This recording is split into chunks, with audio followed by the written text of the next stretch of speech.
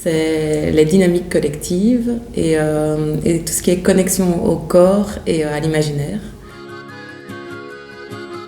Je vois ça comme un passage de flambeau, de s'imaginer qu'il y a quelque chose qui anime une personne et qui va être transmis à une autre. C'est ce que j'ai un peu vécu avec ma tante. Ma tante, Myriam, qui habitait dans cette maison, a eu la maladie de Charcot et je me suis fort rapprochée d'elle dans sa fin de vie. À ce moment-là, je ne travaillais pas et j'avais du temps et donc je venais ici pour passer du temps avec elle, lui faire des massages, voilà, et échanger.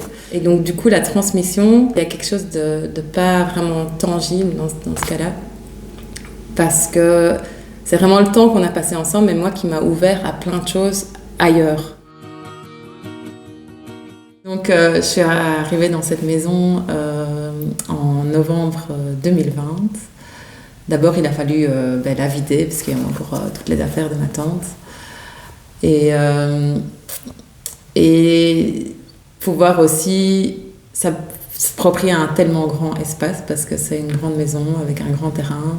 C'est un endroit qui se veut être un lieu d'accueil. Enfin, il y a différents artistes qui viennent en résidence pour différentes choses, écrire un livre. Il y avait chez ma tante une genre de force comme ça où elle a pas eu une vie facile, mais elle a avancé, elle a osé des choses.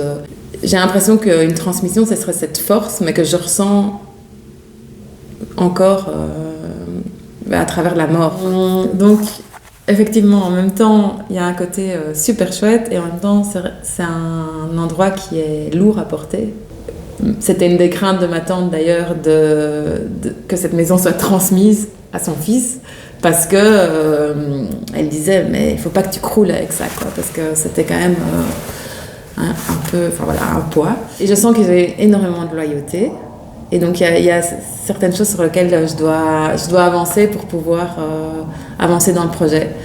Notamment il y a le lien à l'argent, la manière dont elle concevait l'accueil qui était toujours gratuit et ici l'envie qu'il y ait quand même un retour financier pour pouvoir payer le loyer tout simplement.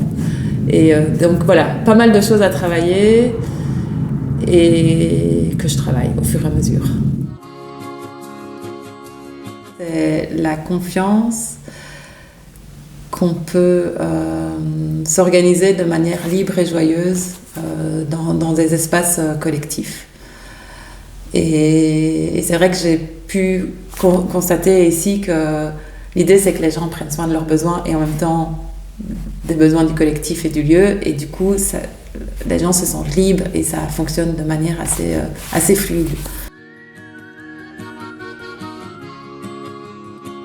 Si on veut transmettre quelque chose dans cette vie, c'est par la présence, bien plus que par la langue et par la parole. La parole doit venir à certains moments, mais ce qui instruit et ce qui donne, c'est la présence. C'est elle qui est silencieusement agissante. Petite terre où j'ai grandi, petite terre qui m'a vu naître, petite terre, petit pays, petite terre de nos ancêtres. Petite terre où j'ai grandi, petite terre qui m'a vu naître. Petite terre, petit pays.